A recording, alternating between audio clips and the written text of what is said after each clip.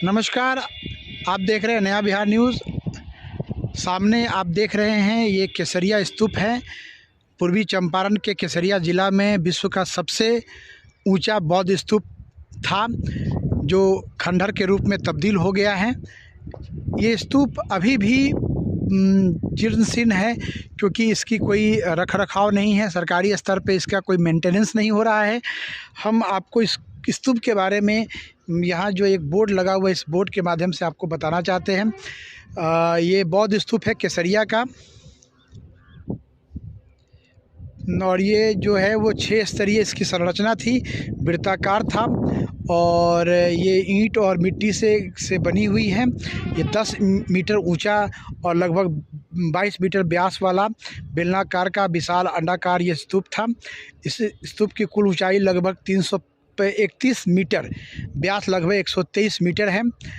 ये स्तूप विश्व का सबसे ऊंचा स्तूप था, जो सामने दिख रहे हैं। इस पे सारी ये डिटेल दी गई है, लेकिन ये क्षेत्र पर्यटन के रूप में आगे नहीं बढ़ सका। ये दुर्भाग्य कहिए पूर्वी चंपारण का, केसरिया का दुर्भाग्य कहें कि ये क्षेत्र पर्यटन के रूप में आगे नहीं बढ़ सका, जबकि विदेशों से लोग आते हैं देखने के लिए। जापान, ताइवान, कोरिया, ये तमाम क्षेत्र के लोग आते हैं यहाँ पर देखने के लिए।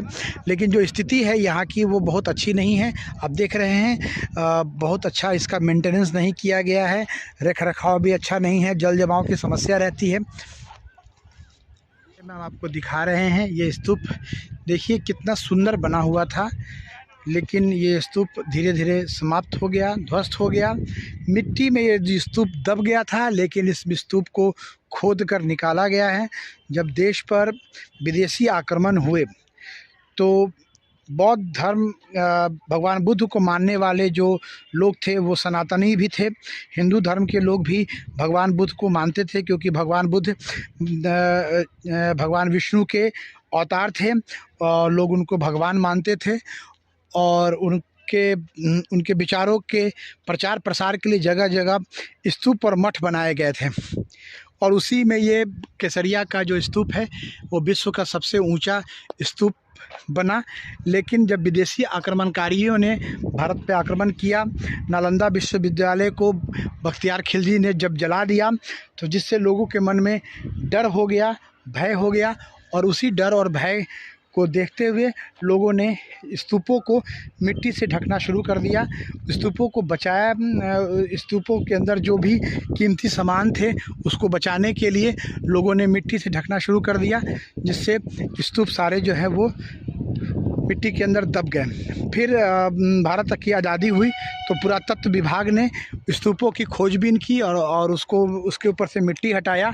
तो आप देख रहे हैं ये स्तूप है, विश्व का सबसे ऊंचा स्तूप ये बना हुआ था।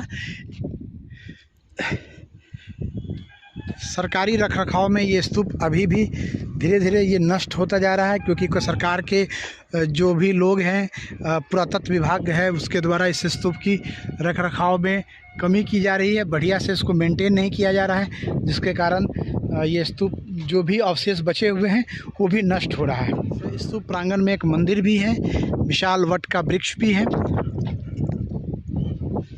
काफ़ी गौरवशाली इतिहास रहा है भारत का, जिसे इतिहासों में दबाया गया है, जिसे भारत के इतिहास को दबाकर मुग़ल कालीन इतिहास को बताने का काम किया गया है। हम आपको स्तूप के चारों तरफ का ये क्षेत्र दिखा रहे हैं।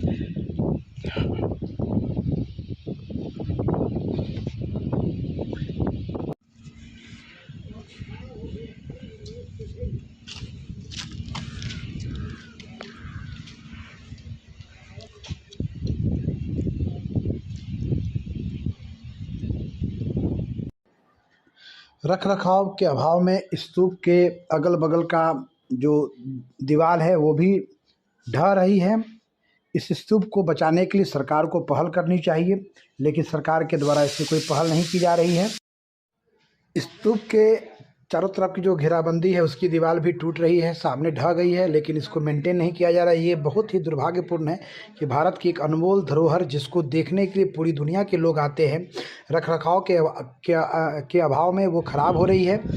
केसरिया स्तूप भारत को विदेशी मुद्रा कमाने का एक बढ़िया जरिया है, लेकिन यहाँ पे कोई व्यवस्था नहीं है, कोई रेस्ट हाउस नहीं है, कोई लोगों को ठहरने की कोई व्यवस्था नहीं है, जो बहुत ही दुखद है।